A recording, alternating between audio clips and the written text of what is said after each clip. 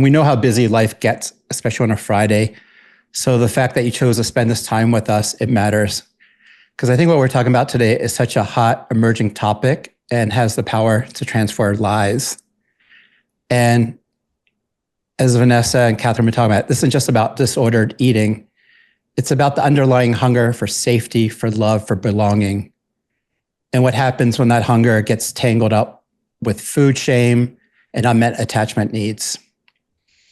And personally, last week, I shared my personal story in our newsletter about my own journey with fitness and weight loss and temptations, because a bunch of friends are on GLP-1. And I've never received so many in-depth replies with a lot of insight. And what I heard clearly was how this work is so personal, nuanced, and just respect for everyone's professional sensitivity of care to this diverse and with diverse populations.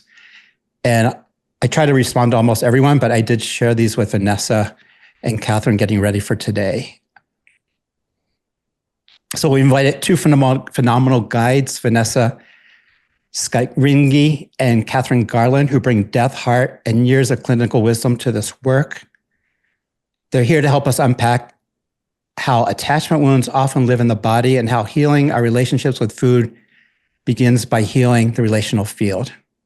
And later, I'll tell you more about to go deeper with them in their brand new course. But first, we'll get a taste just how powerful their approach really is.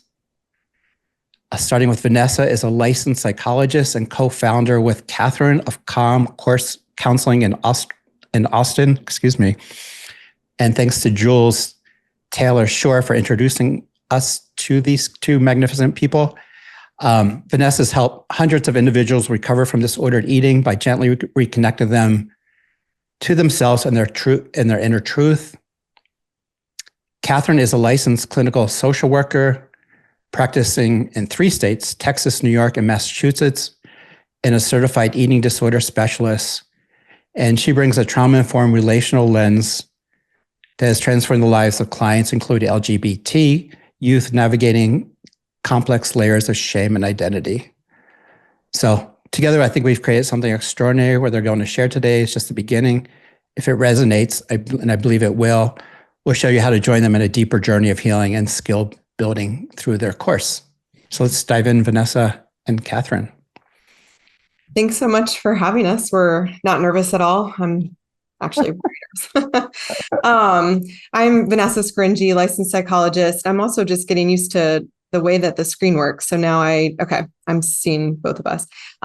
Certified eating disorder consultant. And I was reflecting on how long I've been in the field of eating disorders, and it's alarming. It's been 20 years. I started out in research and as an undergraduate, stayed there for quite a while. Then I've worked through higher levels of care. And now I'm doing outpatient work. So I get the privilege of working with folks really where the rubber meets the road and helping them build sustainability in their relationships with food and other people. And right now we're in a moment, I think, that we've seen a lot of shifts. I've seen a lot of shifts over the course of my career, and there are a lot of threats to our intuitive eating practices. Kate and I talk about this all the time, and they're really worth noting, really worth slowing down and trying to understand. And we look forward to sharing some of those things we're noticing. A lot of them are hot topics and can be hot button issues. And we're excited to have y'all and talk about how really zooming out with this work with clients can really be helpful. Yeah. Vanessa and I have known each other for about a decade and co-owned the practice for almost as long. We're both moms and have been therapists doing this work for a long time, and women in the world. So have a deep appreciation for just how complex this topic is. I started out my career in New York City. I'm a social worker and did some analytic training there. And as Brian mentioned, I worked in the foster care system with LGBTQ teenagers and have worked in higher levels of care for eating disorder treatment for quite some time now. And this is just such an interesting time to be involved in this field. And there's so many very rich and deepening understandings of our neurobiology and how we're living in the world in a very confusing and uncertain moment in time. We did want to just kind of start off with noting that this presentation that we'll be doing is really, we're going to touch on a lot of things, and we really do view each individual client as having an individual set of circumstances. We practice from an all foods fit, health at every size, and body liberation perspective and lens. And so we're going to bring that into this really interesting conversation about pharmaceutical industry and the food industry and the world of therapy. And so we hope that it'll be really enriching for you all, and it'll help you to deepen connection for your clients, regardless of how they're moving throughout the world and living their lives. Should we jump in? Yep. Yeah. So the topic of this webinar is called, we wanted to call it something that would be just capturing everything that's happening in this moment. There's a lot of confusion in the world right now in lots of areas, but especially with food and bodies. So we decided threats to intuitive eating would be useful, just to capture like how far we've come and how much can get in the way of being just intuitive with food. And food addiction and attachment wounds and eating disorders are obviously in the mix. And the Ozempic era is just catchy, but GLP-1s have certainly set the stage for a lot of these hot button topics. So GLP-1 agonists like Ozempic and Wegovy have been in the mix for quite a while. But recently, I feel like probably in 2023 have started to they were prescribed more frequently for straight up weight loss. They've been around for a while for treatment of diabetes. And this class of drugs has really generated tons of feelings in the eating disorder world. We'll get to much of that. But the timing and the tremendous popularity of these drugs has really coincided with a renewed interest in the concept of food addiction, with certain types of foods and specific ingredients being addressed. So all of this is happening while we still live in a world where many systems create and maintain shame around weight. And we thought that in the midst of all this chaos swirling, it would be great to have a conversation highlighting all these complex issues and build more infrastructure around how to work with clients. We wanted to offer sort of, the text stuff we're not going to get, okay. We're used to just doing all of it, like manning the tech stuff too, but Kate, I'm still on the other side. Oh, sorry. But we really wanted to offer an anchoring, so to speak, that might help us gently nudge ourselves and our clients back to more intuitive practices. So in this talk, we'll unpack what our current moment looks like when it comes to conversations around food and health. And we will then discuss just how complicated disordered eating is by shedding some light on the neurobiological mechanisms involved in these patterns. Additionally, we want to offer what our solution is in the room that helps us cut through the chaos, which is ultimately working on building more security and safety with our clients and helping them move towards that security in the face of what might be perceived as a very insecure world right now. Okay. So I think I did want to put this slide up for myself, just to be a reminder for me to slow down and just get centered. We're talking about some really loaded material, and it's really good to go into that with a calm nervous system. So I'm going to just take a deep breath and remind myself to slow down and invite others to do the same. If anyone's already feeling charged, it's we enjoy that, but it can be loaded. So just an overview. Okay. Yeah. Okay, sorry. I'm going to stop looking at the tech. We're going to take some time to talk about the very salacious topic of food addiction, and give our take as eating disorder clinicians, because we have our own kind of perspective on that. We'll offer an overview of GLP-1s in general and how these drugs create so many nuances in the work we do with clients, from body autonomy to building healthier body image. GLP-1 usage can make the waters potentially a little murky, and their use is really widespread. I think it's useful to just name that about 12% of Americans are currently taking a GLP-1 at the moment. And it just makes it that much more important to familiarize ourselves with these nuances so that we can better help our clients.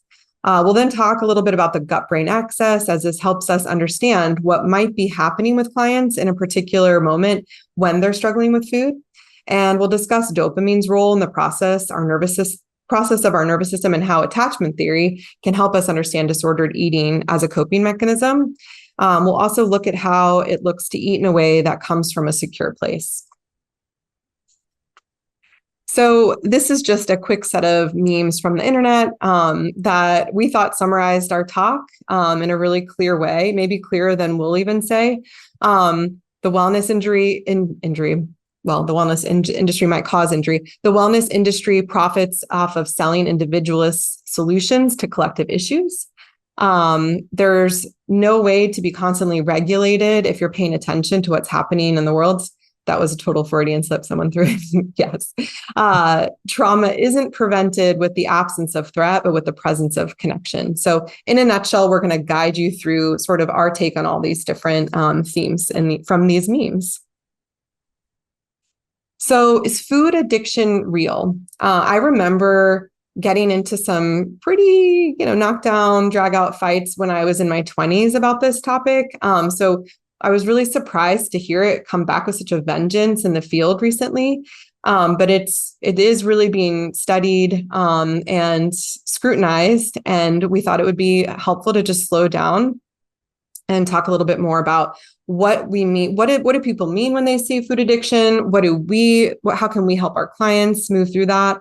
So we'll get to an actual answer slowly, but we're being therapists and just talking florally about all of it. But we want to talk about the importance of the clinical experience. So again, this is a long debated concept, and it's not a new controversy. And our clients' experience is always what matters the most, ultimately. So we've had so many clients throughout the years express feeling completely controlled by food. They share experiences ranging from knowing there's a certain food in their house and having to avoid going home, to feeling like they can't even drive by certain restaurants because they're worried that they're not able to control themselves, and they'll stop and feel out of control and maybe engage in other behaviors that they're not wanting to do. So many of the clients we all work with feel they are indeed addicted to food. So we could just end this conversation here because, again, that is what matters the most, is what their experience is. Validating that is a really important part of the process. It is potentially an issue that interferes in one's life, and we need to honor that experience. But the reality is that having a binary of real or not real can get in the way of the client experience. So we want to reframe this entirely by focusing on what many call process addiction or behavioral addiction. So this slide just really lays out substance addiction clearly as being addicted to caffeine, alcohol, hallucinogenics, prescription drugs, anything that you typically associate with being a substance addiction. And then this other part of the slide is behavioral. So healthcare providers in the medical community now call substance addiction substance use disorder. The American Psychiatric Association's DSM has concrete diagnostic criteria for substance use disorders. And these drugs, anything substance-wise, there's a very clear interaction of what happens in our brains and our bodies when we take these substances. And this other part of the slide is more of a behavior, a whole experience that can become sort of addictive. And I think in our work, I can speak for myself, I've seen this a lot in feeling like this whole process of, potentially a binge and a purge, that whole experience can become addictive. So can exercise, dieting, and then obviously the other pieces on the slide are not related to the work necessarily around food, but gambling, shopping, shoplifting, having sex, pornography, the use of the internet. And these two delineations are very different from one another. And we felt it was important to categorize it this way because people describing feeling addicted to food do feel like it can mirror the substance addiction. And we want to kind of move towards but it's a process, it's a behavior. And that makes it more possible for us to, as clinicians, to help them intervene in that process and provide more stability long-term, to help them feel like they can, engage with these. We're going to get to the food addiction part too a little bit more, but engage with foods that they're going to see at the grocery store or at the restaurant. People are going to see these foods on menus that they feel addicted to. And it's not like a cocaine or an alcohol where you can totally abstain. It's very different. So I hope that's making sense. I'm going to explain it a little bit more, but it's potentially harmful and problematic to talk about food as a substance addiction. And there's lots of research being done around the addictive nature of like ultra processed foods.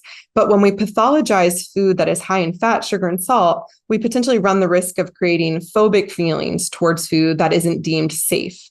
And this is in direct contrast with the notion of the approach that Kate mentioned we take with our disordered eating clients is like all foods fit, that there's no good and bad food potentially, but we run the risk of inciting more disordered eating when we talk about food in this way. So obviously, when we're talking about any kind of substance abuse or food or process addiction, we want to try to help our clients get under the hood of the car. These behaviors are ultimately coping strategies, and getting the chance to unpack what leads to these behaviors is where a lot of the work lies. But obviously, there's a distinct difference between eating and food and other substance or behavioral addictions. You can't refrain from eating. So again, I mentioned like you can totally abstain from alcohol and different other substances, but ultimately food is something that you have to engage in the world. And just deeming it addictive would eliminate entire food groups and make a lot of instances where we have to interact with the world and with people really complicated. I think I saw like sugar popping up, and I can just really, I'm in no way a scientist, but just kind of mention that the work that we do, the All Foods Fit, does include sugar. And we'll sort of talk a little bit more about building balance and kind of in a way, but that's also in our course too. The idea is that when you deem a food as bad, it becomes a really shameful experience to eat it, which just perpetuates that process of feeling like I can't have it, then I do it, and then I feel shame. Whereas if we sort of try to work towards neutralizing foods, we can potentially build more sustainable and healthy relationships with them. Maybe that didn't answer the question, but we can get to it later. Food addiction, ultra processed foods being addictive, all of this is happening in the media on a high level. It's really, especially now, if you're tuning in from the United States, we have a government that's really invested in pushing a lot of this. And it's important to talk about. Our clients are deeply affected. So these two New York Times pieces came out earlier this year in 2025.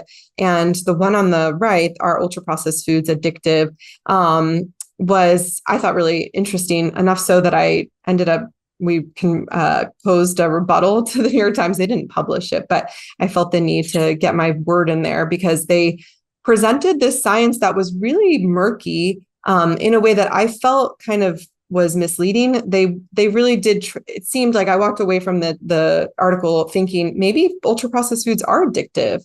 And I think that was kind of the goal. And this other article here on the left, kind of explained that. So Kevin Hall was a scientist for a long time at the NIH and ended up departing after being censored, essentially. And his findings were sort of suggesting that there might be more to the story, that ultra-processed foods, just saying they're addictive isn't the whole picture, and it can be problematic to name it as such. So he ended up leaving, actually, the NIH. But the rebuttal that I wrote, I can try to read.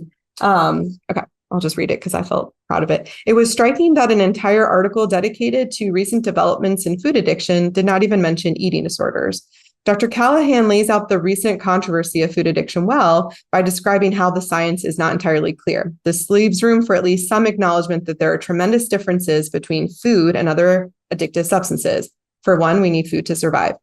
While recent research has been focused on ultra-processed foods, vilifying one type of food actually ensnarls many in an eating disorder pattern, a pattern that deepens one's belief that food is bad and eventually leads to a tremendous amount of guilt and shame, sometimes resulting in a vicious cycle of restriction, dieting, and binge eating episodes. So that was my that's what my 2 cents was. The article ended, the article on the right ended by naming that the proof is in the pudding. People want to stop eating, but they can't. And I thought that was interesting too. And I think that speaks to our clients' experiences, that ultimately, yes, clients have the experience of feeling really like they're engaging in something that's addictive, like they're eating some foods that feel addictive, but slowing down and trying to help nudge the conversation towards more of a, maybe there's more to the story, I find really helpful with the clients that I work with. Okay.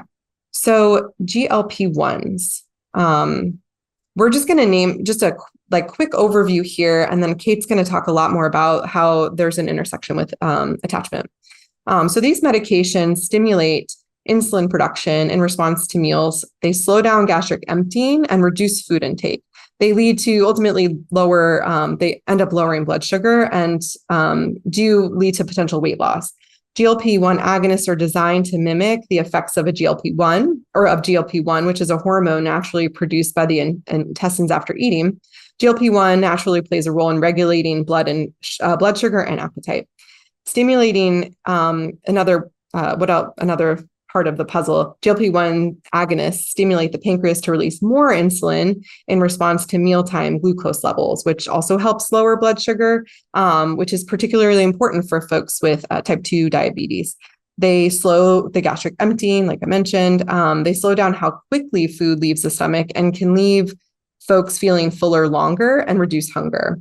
Reducing food and appetite is another piece of the puzzle. And they, again, contribute to weight loss, especially when used in higher doses.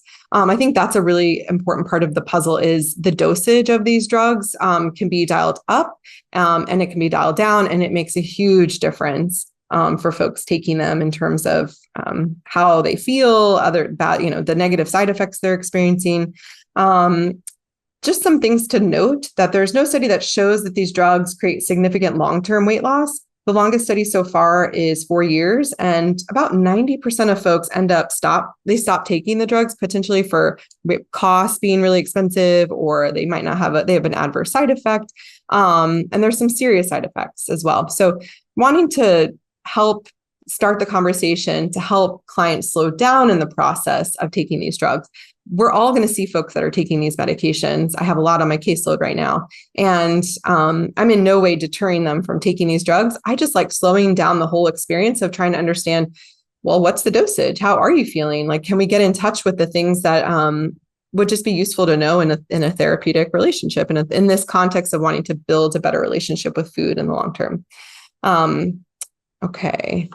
So ultra-processed foods, I'm kind of going back a little bit to the idea of ultra-processed foods being harmful for people. But we wanted to just really clearly name that having these foods deemed bad creates more of a binary and a risk for folks with eating disorders or disordered eating. It reinforces rigid thinking, moralizes food choices, and can trigger restrictive or compensatory behaviors.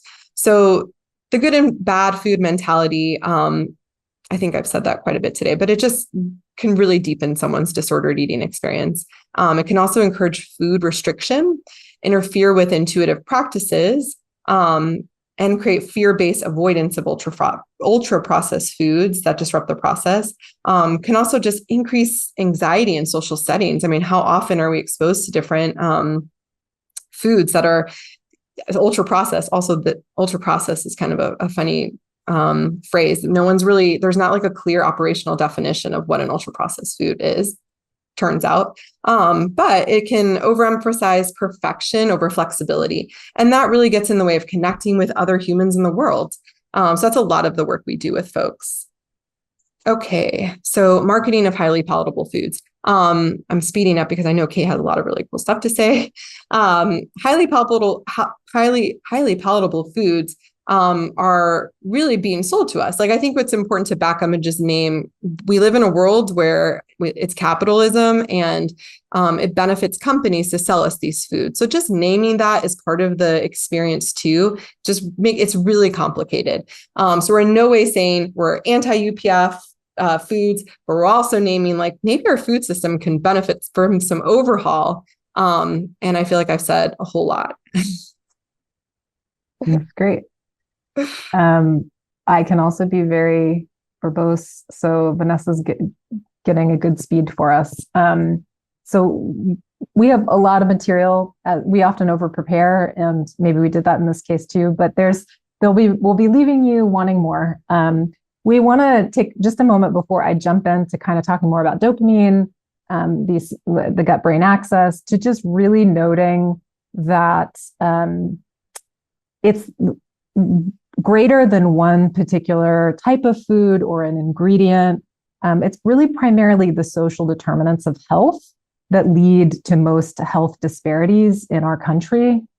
So having access to good quality education, social and community context that we live in, having access to good quality healthcare, economic stability and neighborhood safety, having access to walkable neighborhoods where you can feel safe to walk down the street. That's really the primary things that impact our overall health. And probably the one thing that really determines our health in this country is our wealth, our socioeconomic status. I think it's 1 in 5 children in the United States struggle with access to having enough food in their homes.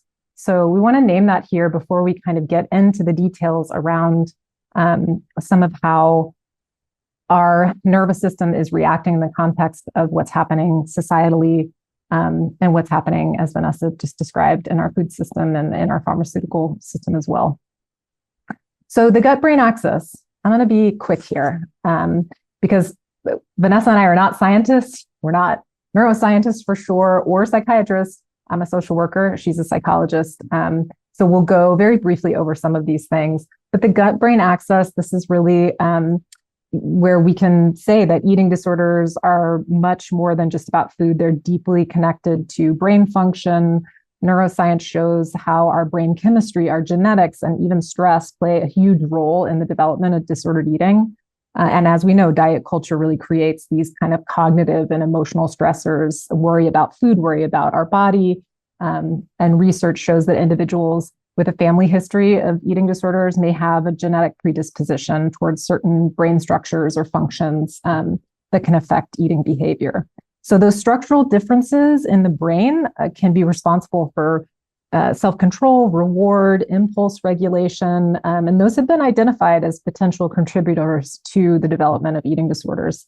And this stress triggers in the HPA, the hypothalamic pituitary adrenal axis, which is responsible for regulating things like appetite and hunger, and can flood the body with cortisol, the stress hormone, and can really disrupt the brain's ability to regulate appetite and reward.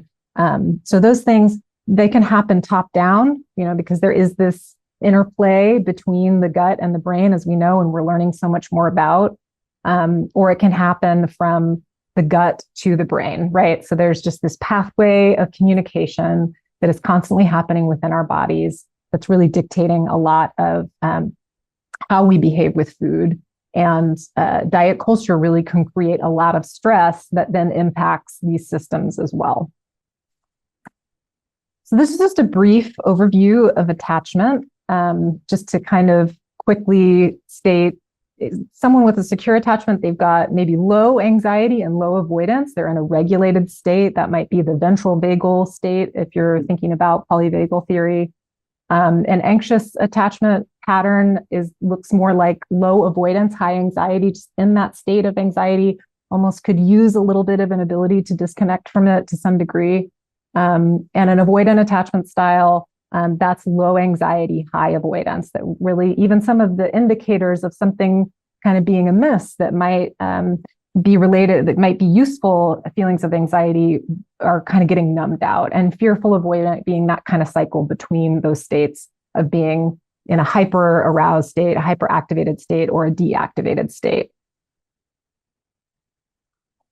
So what are the implications of our attachment style on our autonomic nervous system and vice versa? So if we're securely attached, that means, again, we're having kind of a regulated autonomic nervous system response.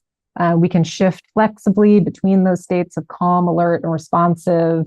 And the attachment system is really driven by these neurobiological circuits that involve things like dopamine, oxytocin, serotonin, primarily in regions of the brain like the amygdala or the hypothalamus or the prefrontal cortex. And that really, these systems help us govern our ability to form and maintain emotional bonds.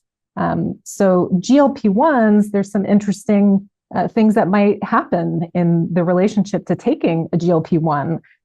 It might indirectly influence these systems, kind of in the same way that we see oftentimes, especially in the eating disorder realm. If someone's taking a stimulant, they have ADHD, there's going to be neurological things that are happening that are impacting our appetite cues. And then that's just something that we take into consideration when working with someone who's also struggling with the eating disorder. So GLP-1, it might dampen some of the reward and craving systems, and that reduction in activation of dopamine can sometimes be more regulating for people. It might also, for other folks, might impact their ability to feel connected, desire for social bonding, romantic attachments. They're showing some studies that even with substance addiction, GLP-1s can have an effect of reducing cravings.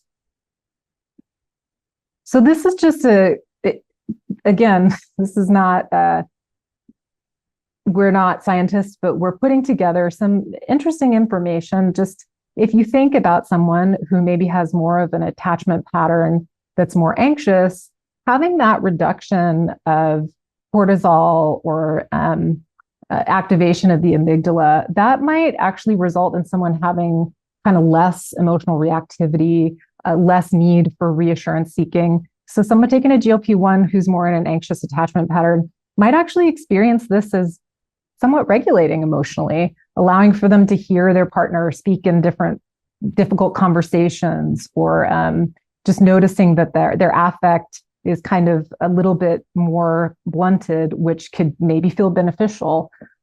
Whereas somebody maybe in an avoidant attachment style, that might, in some ways, if you're already struggling with finding ways to get connected, and there is a dopamine reward reduction, that could cause potentially, and this is just something we want to be curious about with our clients and not prescriptive about, but it could cause a reduction in the desire to kind of seek out that connection. And for someone with a fearful avoidant attachment style, again, could create a sense of more regulation in some ways, but also maybe interfere with emotional intimacy seeking in other ways.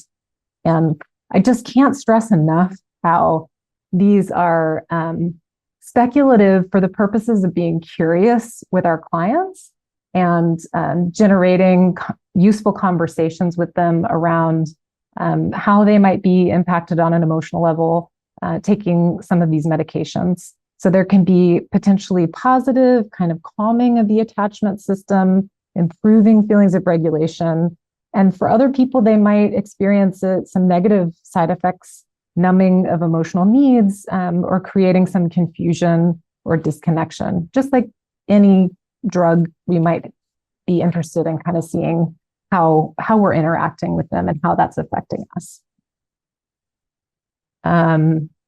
This slide, we don't have to spend a ton of time on, just kind of looking at attachment and the autonomic nervous system through a polyvagal lens, that the avoidant attachment might look more like a shutting down, whereas an anxious attachment might look more like fight or flight, fearful avoidant, kind of a combination of those things.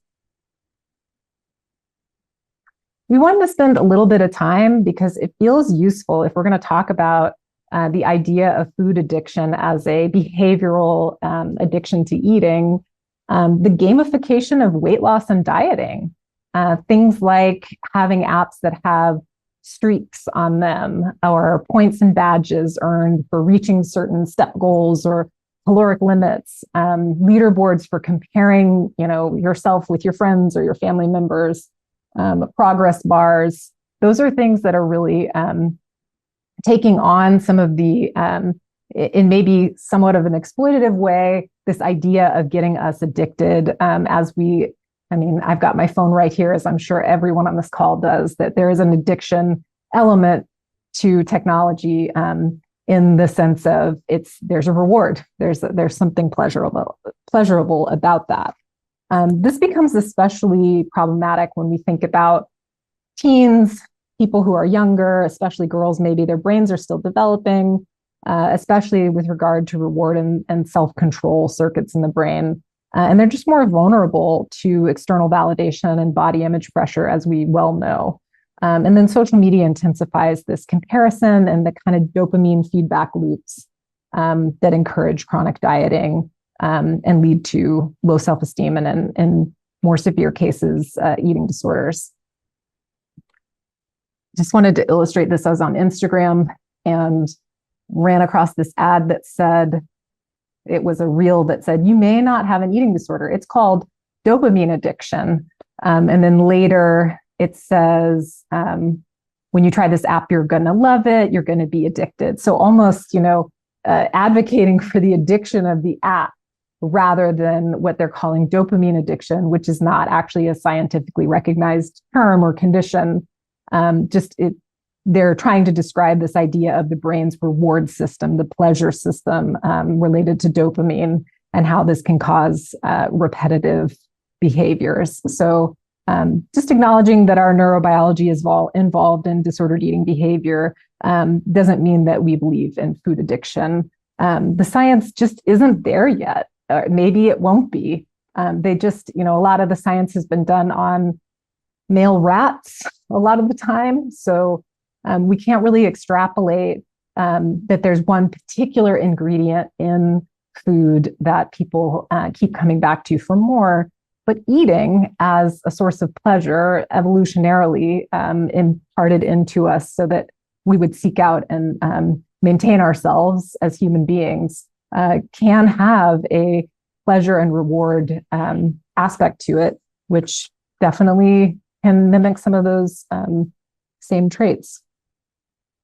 So this is, again, very oversimplification, but just talking about in chronic food restriction, there has been noted a reduced baseline of dopamine levels. And oftentimes, if you're struggling with anorexia, this might lead to what they call anhedonia, which is this reduced ability to feel pleasure, not just from food, but just life in general. That's relationships, activities, hobbies, movement. People describe feeling kind of flat, unmotivated, and emotionally numb. And anyone who's worked with clients who are in this deprivation, starvation state, it's, part of what is so concerning and scary about it is there really is not a reward for eating. And it's very hard to kind of get people healthy enough to seek that out more normally for their overall health. And then with binge eating, and this is, again, really oversimplified, sometimes there have been these noted spikes in dopamine. But Vanessa was talking about the study that Kevin Hall did for the NIH. And, basically what they were showing was on PET scans, the level of dopamine reward that would come from drinking a milkshake is not, it's not lighting up the brain like cocaine, right? Our brain, if you were to look at my brain when I'm watching a video of a puppy, or I'm giving my child a hug, or I'm watching my husband open up a gift that I know I really knocked it out of the park and he enjoyed it a lot, you would also see that there are pleasurable parts of my brain and a dopamine release. So that in and of itself does not necessarily equate to one particular food being addictive as a substance. But with binge eating, we do see these kind of short-lived surges in dopamine in the brain's reward system.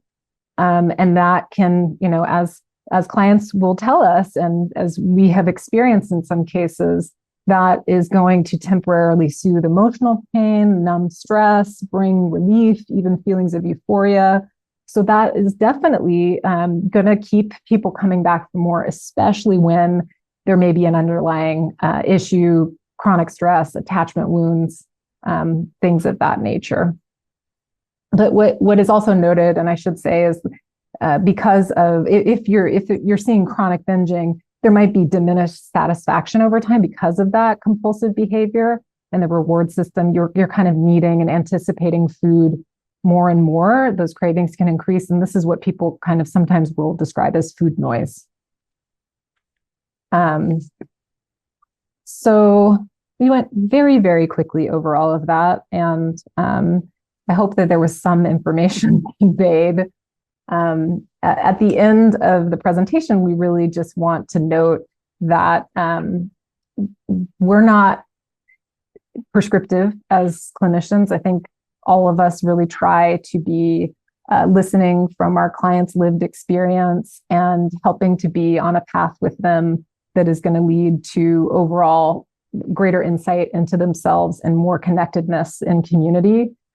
So we're taking oftentimes a harm reduction view where it's not our place to have a moral judgment about the choices that people make in their lives, whether that's disordered eating behaviors or pharmaceutical intervention. That's, what we want is for people to feel good and for them to be well and to be in touch with their emotional state while doing that. So we can really advocate for that with our clients in this nuanced landscape. And that's going to include being culturally sensitive to different types of food and eating behaviors. As technology advances, it's important for us to stay connected to kind of the innate wisdom of our body. And the gold standard in eating disorder treatment has been, for many, many years, intuitive eating, because it really is about staying connected to what our body's hunger and fullness cues are telling us.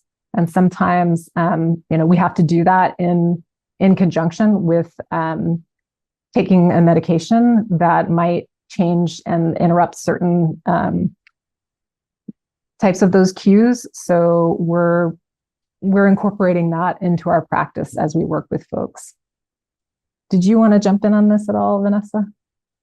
That part about, the nuance with clients that are on the medications, and their intuitive eating, that part? Just securely attached eating in general. Sure.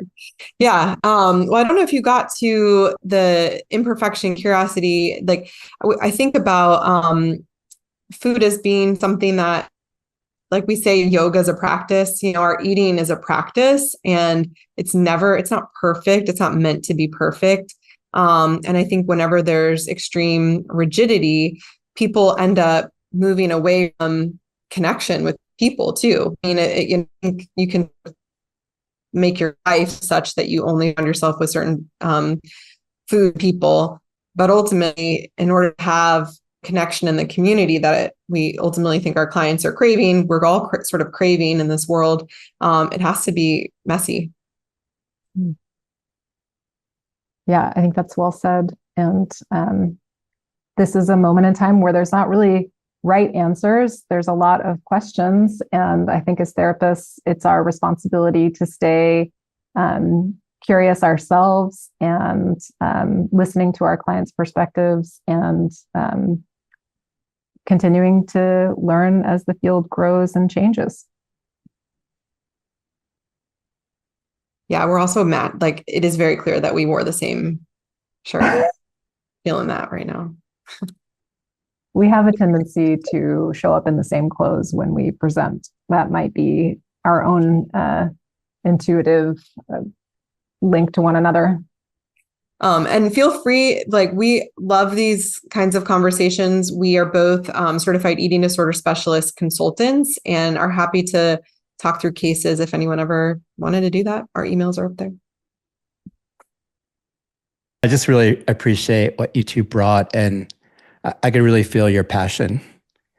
And just the level of work. And I think there's a lot of appreciation in the chat that you guys can take a look at later. And just an invitation to everybody here, if you want to experience, felt meaningful, that you want to go deeper into this work, we invite you to join their full course, Hungry for Security, Healing Disorganized Eating Through an Attachment Lens. It's about a further shifting the foundation, how you can work with disordered eating with a focus on relational repair. and you guys correct me if I get this wrong. And if we don't treat the relational roots, the symptoms just find new ways to express themselves. And Kathryn and Vanessa give you the tools to understand how these patterns at the root and to help clients move from shame and control to connection and safety. In just 5 modules, and we filmed this a little while ago here in Boulder, Colorado. It's starting with our current strange times, exploring the social and cultural contexts we're all navigating, to how your presence shapes the healing field. And particularly, you'll learn how disordered eating functions as an artificial attachment, how to spot deeper attachment dynamics, how to offer trauma-informed interventions that actively stick, and how to examine your own presence in the healing process. Anything to add there? I mean, there's hours and hours. This is an on-demand course, and it's available to start right away. And put you on the spot, would you two be willing to do a live call later this month for participants? Sure. Yeah, we'd love to. I tried texting you ahead of time, but you can see it in chat. I was asking them, like, they're so powerful and passionate about this. And I just think there's a need also for live conversation. Mm-hmm. So I think Laurel put a link in the chat just to continue this important work with real depth and support.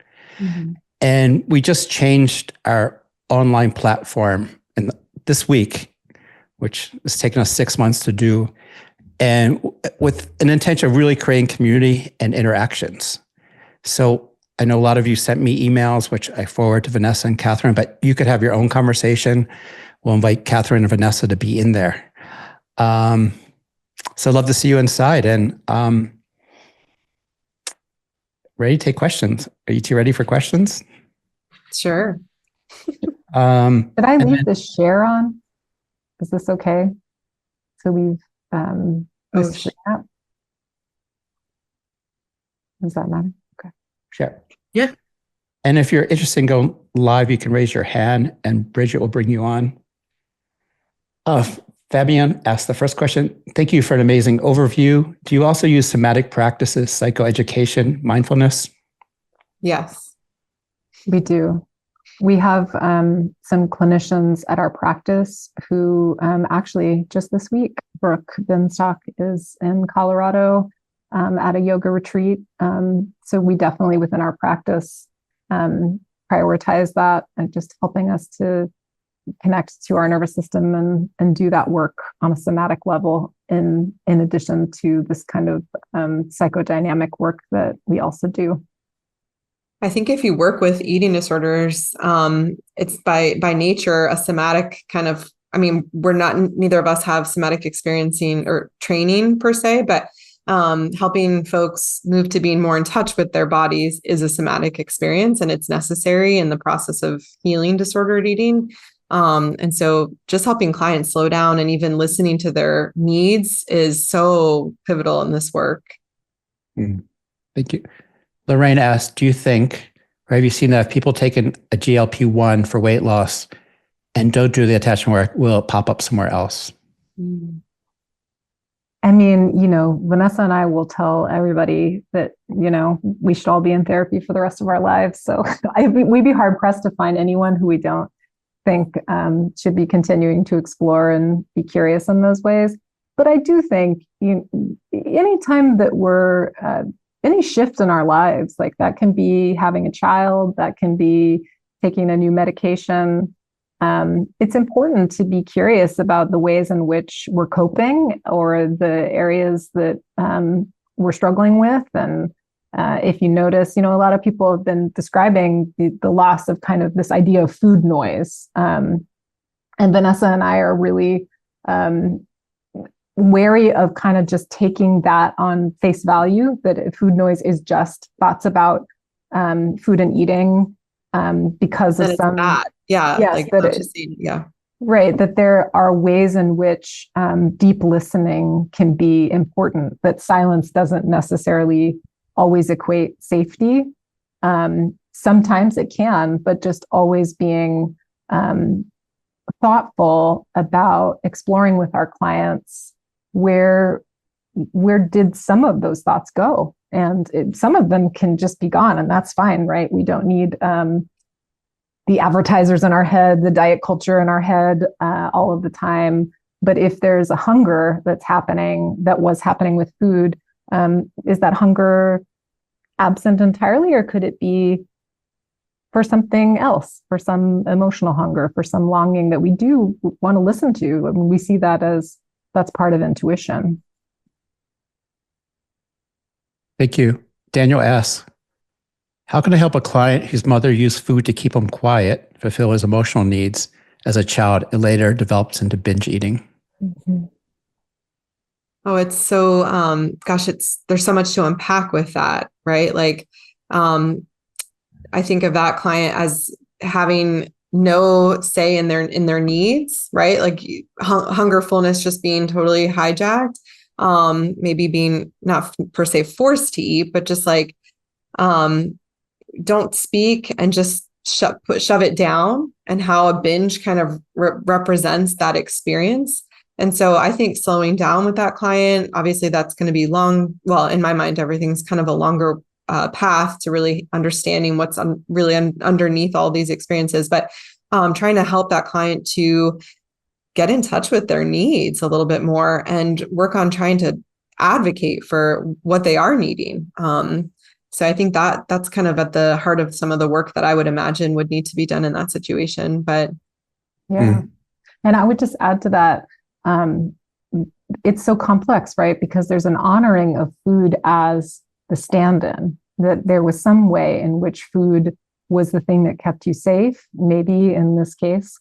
And so we're not only looking at kind of finding a connection to our own needs, as Vanessa said, but also having to really repair the relationship with food that's complex in its own ways. You were there for me. And also, I wasn't able to get to other needs because of that powerful and overpowering component of my relationship with food.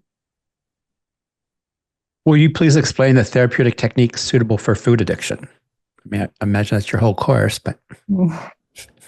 I mean, yeah, I think it depends on what the client is meaning when they say food addiction. I think slowing down and really, like we described earlier, that clients are going to come in and say they are addicted to food all the time, and that's fine. We don't have to like dispute them on that, but trying to help them to talk about what that really means, and that be the guiding like the guide there is like, if they're feeling like they can't avoid certain foods, trying to understand the whole context of what is going on there, while also really trying to bring in some of we talk a lot about diet culture, some of the noise, I guess is a bad word to use just because of food noise, but just some of the other factors involved of like why someone is feeling so addicted to food. There's been a ton of judgment and shame placed on that person or on those foods. And so feeling really like the need to kind of slow it down. And there's not like one specific intervention that I could say, but just like really trying to understand what they mean. Okay. Are you able to notch or to stop sharing? Yeah. Okay. I just want to see your faces, Brian. Is that better? I just wanted to also note what's so complicated about this idea of food addiction is that oftentimes what that's in eating disorder terms, we would say that that's more like binge eating, and binge eating can be the result of restrictive practices with food through dieting or restricting your food, limiting it to such a degree that there's a starvation element, right? So if we're craving and feeling very charged about food, it may be that we're not certain when is the next time we're going to have access to food. Are we allowed to eat? That there's a lot that's involved in that is, even before you get to food cravings, what's happening in life around those cravings that may be amping up this difficult, intense relationship with food. Can I just say one more thing about Kate, you bring up such a good point about restriction and how restriction is often so involved in these patterns. I don't think people even know that they're restricting half the time. So helping to just slow it down and understand, like, what, we're not dietitians. If they need to be referred to a dietitian, by all means, but trying to understand how that plays a role and how restriction can be, I mean, not honoring your hunger for sure, but also not eating enough of the foods you need. Like, we're sold so many things around how much protein we should eat and carbs to eliminate and all these things. So really trying to understand where restrictions involved is hugely beneficial. Thank you. Bridget, can you bring Laura on board? Lauren? Thank you both so much. I'm very eager to now take your course I'm learning about here. And just thank you both for your wisdoms and perspectives. I really resonate with your mentality and approach to how it is you work with your clients. I am not an eating disorder specialist by any means, but already have learned so much from you both from this presentation. So thank you first for that. I did want to bring in, and it's okay if you just take one of my questions. I wanted to make some space for some cultural discussion here, if that's all right.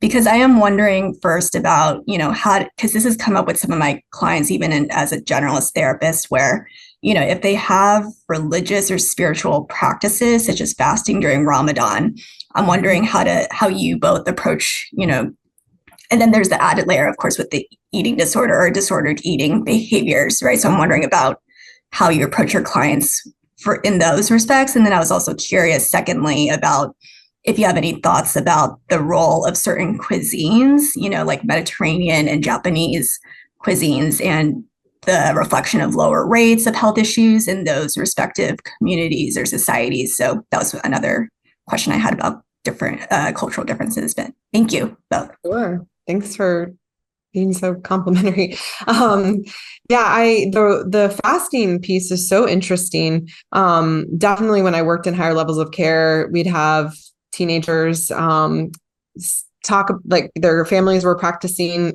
fasting for different holidays, and really having them slow down and talk about their own journey, their own spiritual journey, and like how really trying to get them to talk about what it meant to them to fast, and not just using that as like a way to engage in a disordered eating pattern or behavior. So I think if a client is really describing like this pull to fast during different different holy days like that, there's nothing inherently disordered about that at all. But I think just getting them to talk more about their intention would be my thought.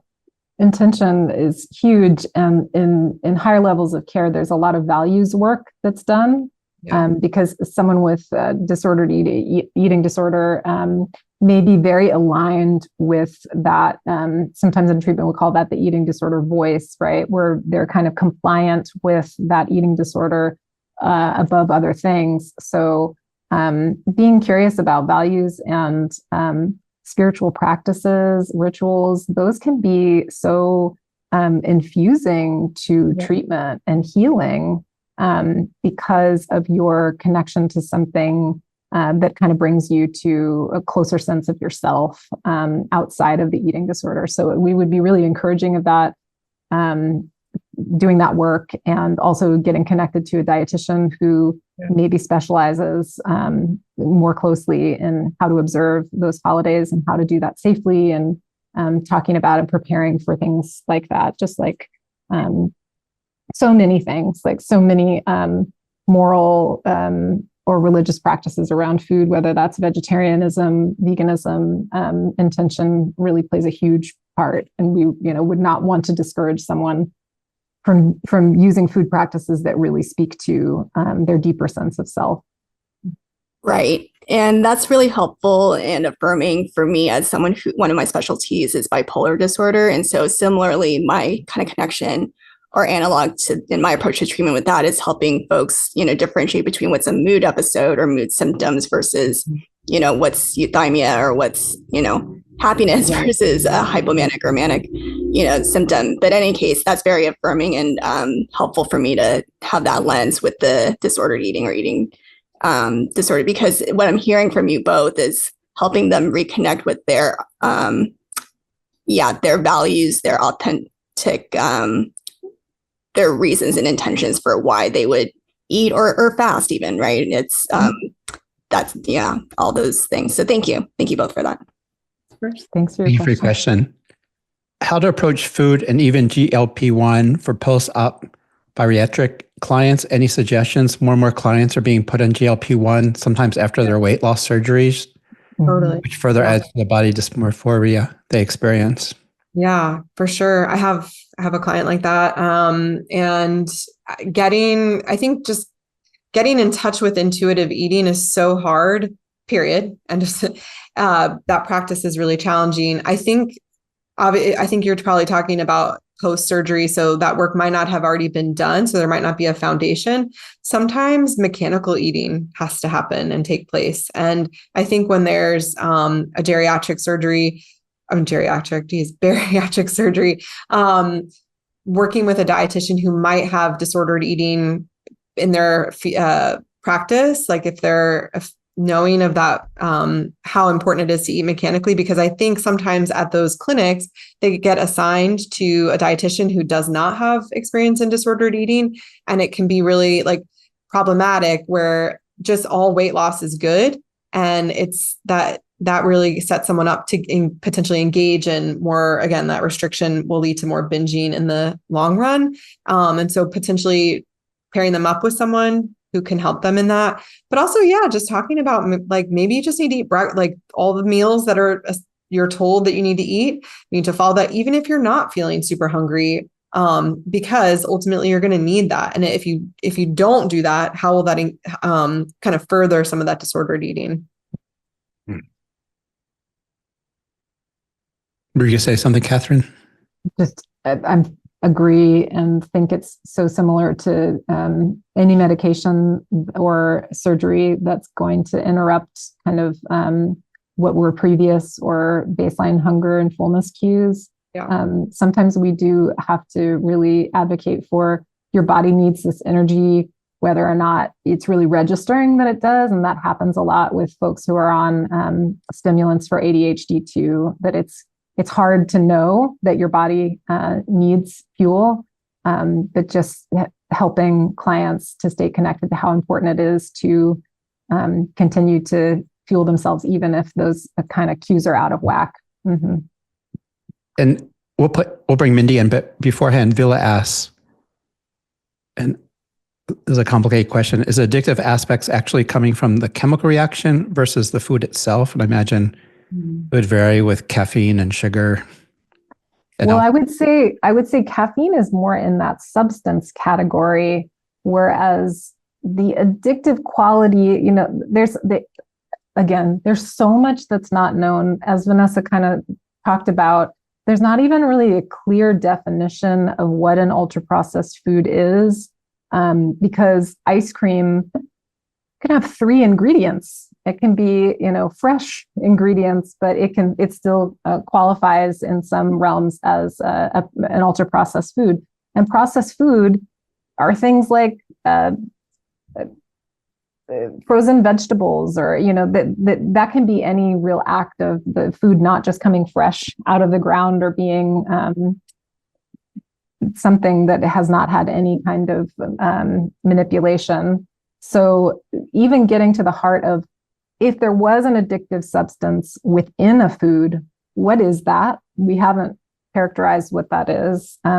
Some people have speculated that that's sugar, but sugar has been around for a really long time. It's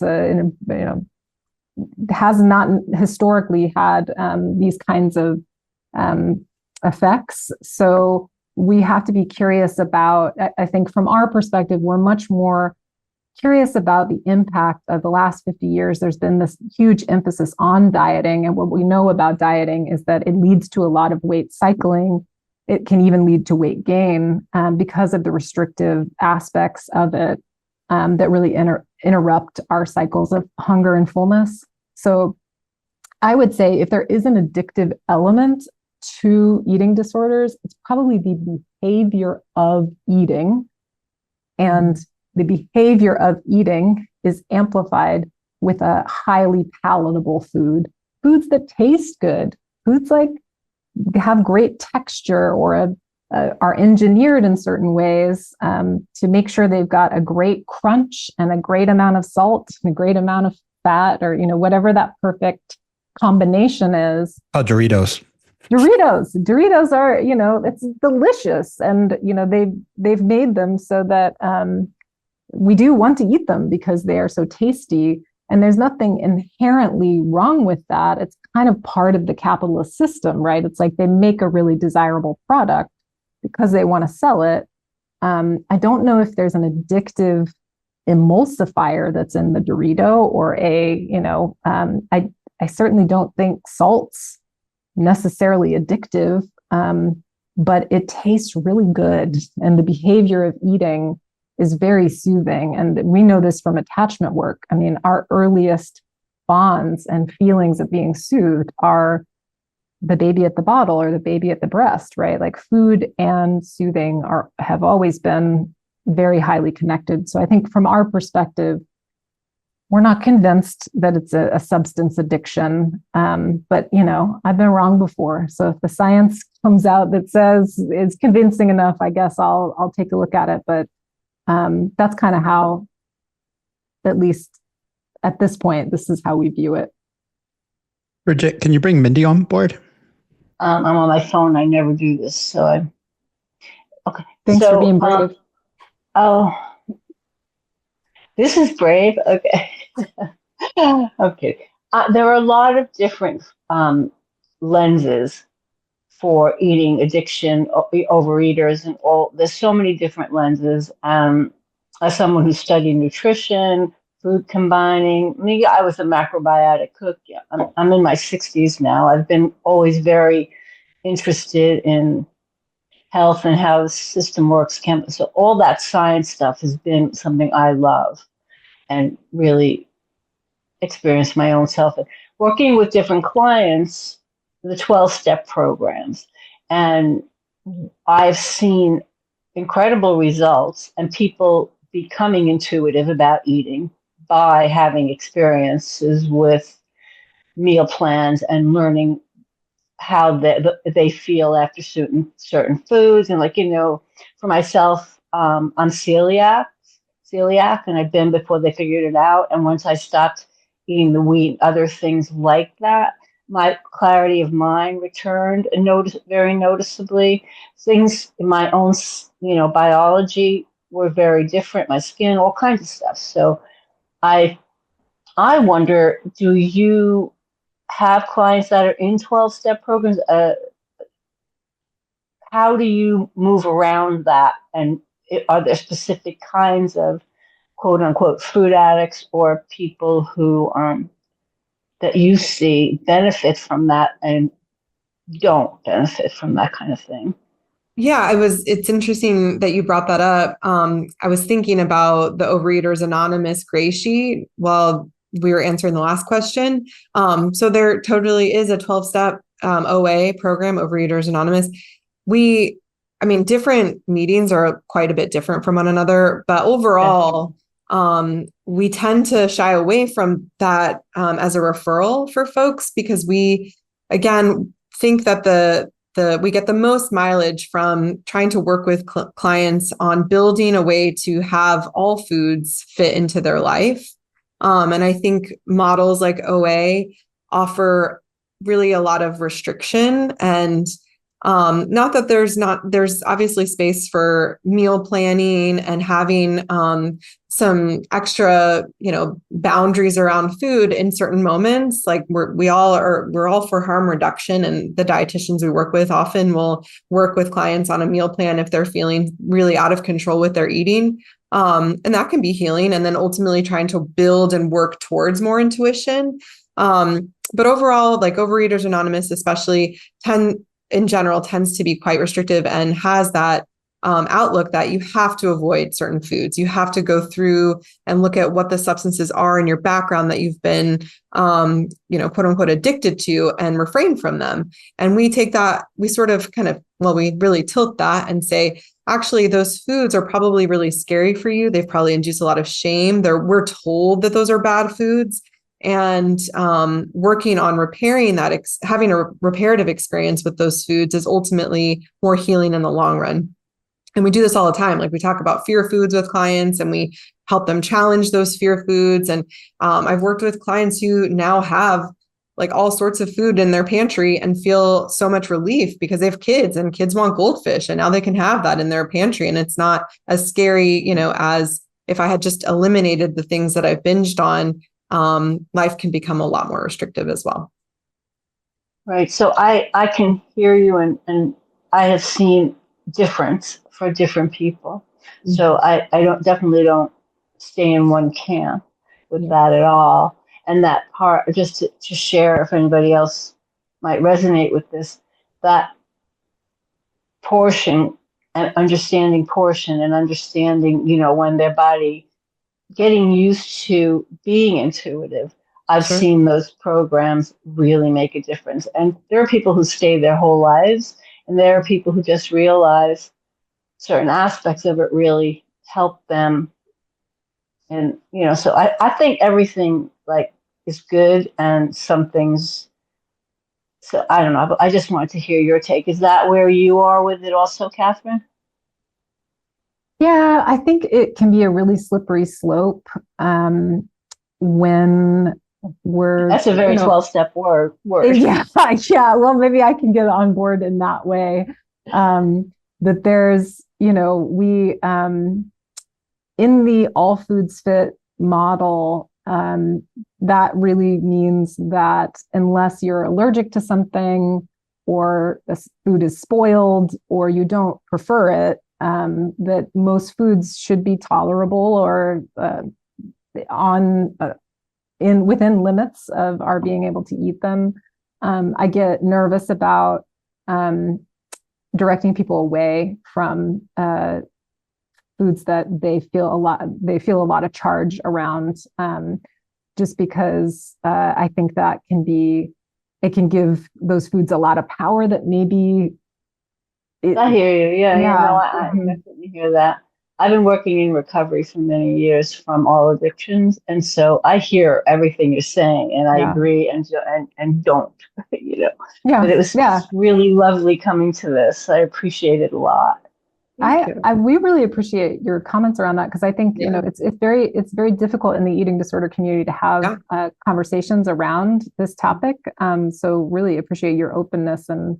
And there's certain, even in our Austin community, certain dietitians will say, if you really want to try the OA approach, there is a meeting that is more accepting, maybe trying to find ones that are more willing to help and steer the conversation around, maybe there's space to still eat those things. But I'm also not a dietitian or super. The other thing I wanted to just share in case anybody's interested, I get the literature for clients. I have it because of all the years I've been involved in this kind of thing. I have a lot of books, and therefore today's the spiritual side. Sometimes it's a great way to offer a spiritual lens to or journaling and things like that come with any kind of counseling. I have my clients always journaling is really crucial. So there's many things so this has been great. Thank you so much, Mindy.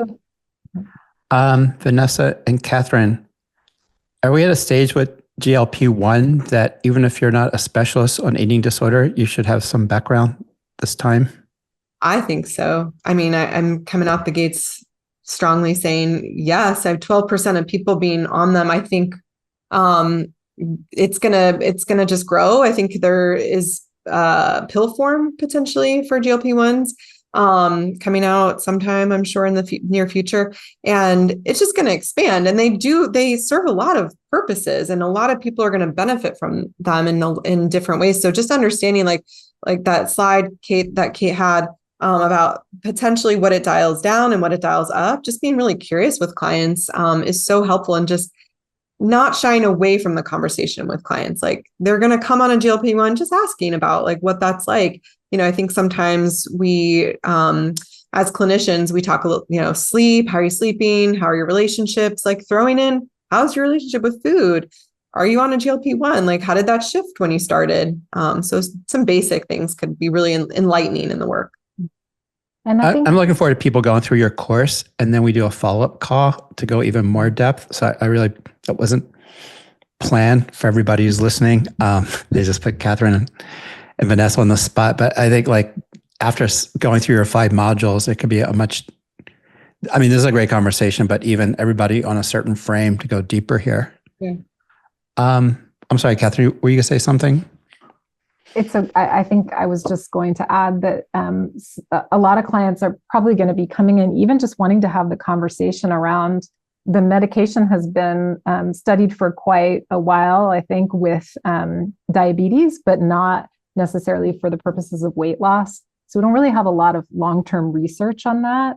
So oftentimes clients are coming in and holding considerations around, well, my doctor said that I should take this medication, but I'm also reading things that there are some potential negative health effects, or I don't know what this is going to mean down the line. So even just holding space for the uncertainty of that can be really useful with clients, and slowing down. And just because your doctor prescribed this medication, maybe we can take some time to sit with it. Maybe we can take some time to, consider all the impacts. Mm-hmm. And all the comments, just outside of the science and what it does to your body, all the comments that people receive after being on a GLP-1, just helping clients to navigate that. It's like landmines.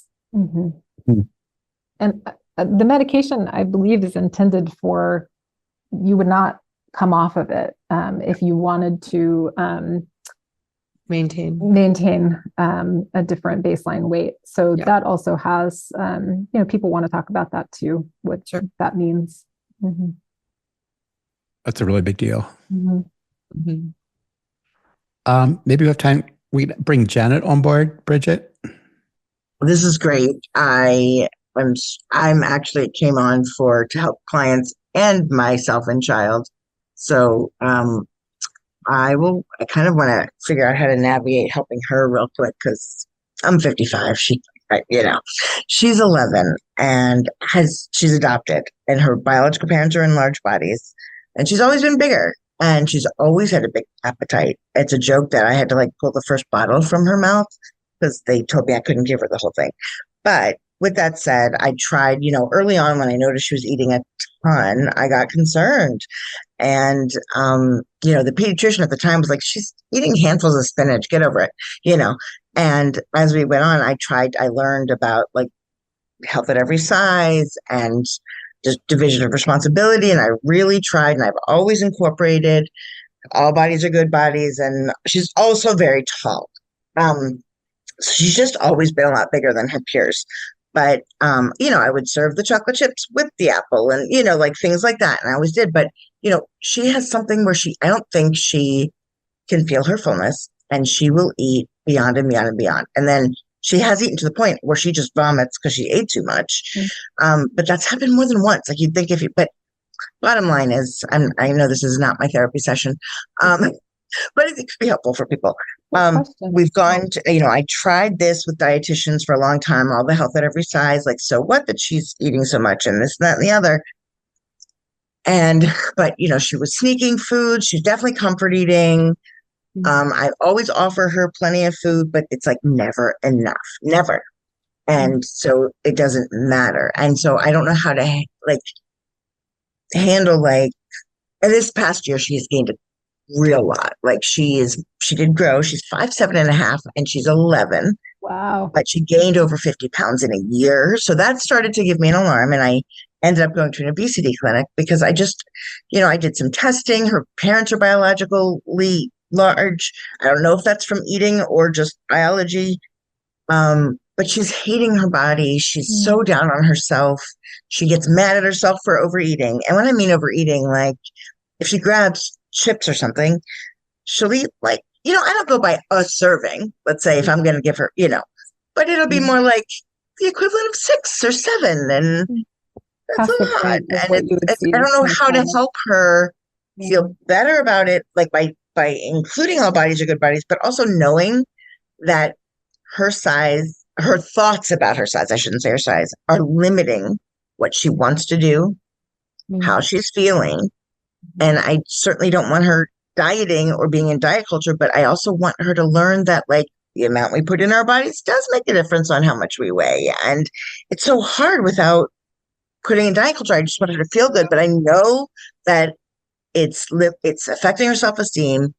even no matter how much you tell her that she's beautiful and this, that, and the other, and it's affecting her self-esteem and her motivation to move and do stuff. She used to be a beautiful dancer, and she stopped because she was bigger than everyone.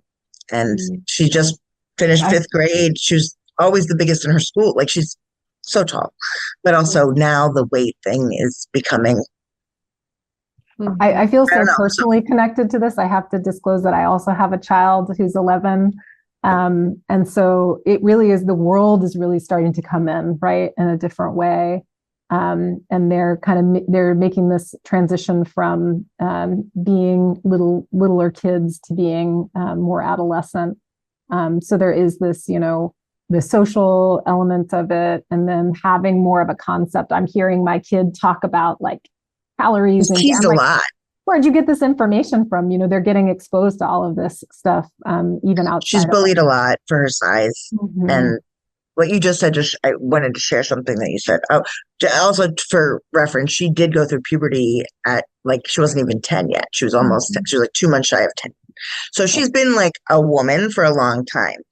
And, well, almost 2 years. And that's hard too, of course. So she's just in a maturity and a size factor. She just looks older, and it's just, I don't know. I think I don't know how to do it without. Start with is, like, I'm not sure if she's, and you don't have to disclose if she's in therapy or not. She is. Yeah. So it sounds like that's a great place to be sorting through a lot of those feelings and having some sessions probably with you as well to kind of talk about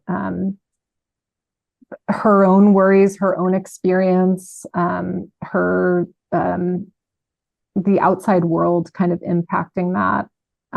If you're curious more, were you kind of posing this more in terms of, I think your question started around GLP-1s. Is that part of what you were asking? Is that No. Okay. No. My question is sort of how to help her connect that, not her size, but like just that, well, sort of like how much you eat, sometimes, not for everyone, will impact your size, I guess, because not everyone gains weight when they eat a lot, which is unfair. But, being mindful, which I've tried all the tricks, and I don't know if you can see me. I haven't seen people. Like, okay, I'm large too, but she just passed me, and that can, she's now, I wear an 18, and, she's passing me, and just more like how to either love her body and whatever size she is, but also that connection between nutrition and mental health, and exercise and mental health. It's like everything becomes a fight because, she's 11. So it's sort of like, I just feel like I can't help. Yeah. I was going to just throw in about. And I am going to be emailing you guys. Oh, sure. Yeah. I don't know where you're located, but group therapy, just like wondering about getting her with some peers to be talking about, and maybe a group that might be more of like a adolescent young girl group, and just talking about, just because they're all sort of getting online. I don't even mean online on the internet, just all this stuff is coming online for them in a new way. So having some extra support could be useful, but also just to name, like, I took a course as an undergrad billion years ago on the biology of eating disorders. And there are definitely biological predispositions to engaging in certain behaviors. And that, just to throw in, it just makes it more complicated. And it's great that you're so well versed in all these things. I think you're already helping her tremendously by being open. I feel like I'm hurting her more. No, I think we both want to like put that out there that I think you're doing a really good job. Yeah, it sounds like what you're navigating is some of just the trauma in society of weight stigma, and you can't protect her from that, right? Yeah. Like that's one of the hardest pieces of parenting is when there's something impacting your child that it's not fair, it's not reasonable, it's not, it's painful to watch that unfold. And I think you being an ally for her, you being somewhere that she does feel safe and she does feel like she can be herself and she's enough and she is beautiful, that counts more than we realize sometimes as parents. But then she can't hear it. She can't hear it when I want to tell her. She wouldn't let you see if she did. I know. But I do think it seeps in there. It's still really important. And so I agree with Vanessa that doing some group therapy with other peers who are feeling really similar things, and continuing for her to be in therapy and like having a great mom, like these are really protective factors. Yeah. Mm-hmm. Thank you. It's tricky. I just wonder the connection between nutrition and exercise and feeling good without it being part of a diet. So she eats, to be clear, she also eats kale salad like a beast. It doesn't matter what she eats a lot of, she eats a ton, but I'm trying not to restrict and be like, well, eat a kale salad instead of some chips. But it's both, but it's always, if it was just at a party and she binged, we wouldn't be having this conversation. I know some parents would freak out, oh, when she sees around sweets, it's so bad. But it's kind of every meal.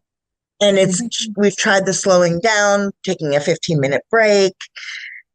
It seems like it's food noise. Like that's the whole big monster, right? It seems like she's always wanting food and all that.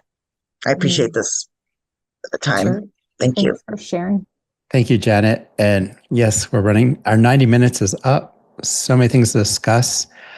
So if this has perked your interest, invite you to join this program. And we have an incredible new membership site we just launched this week.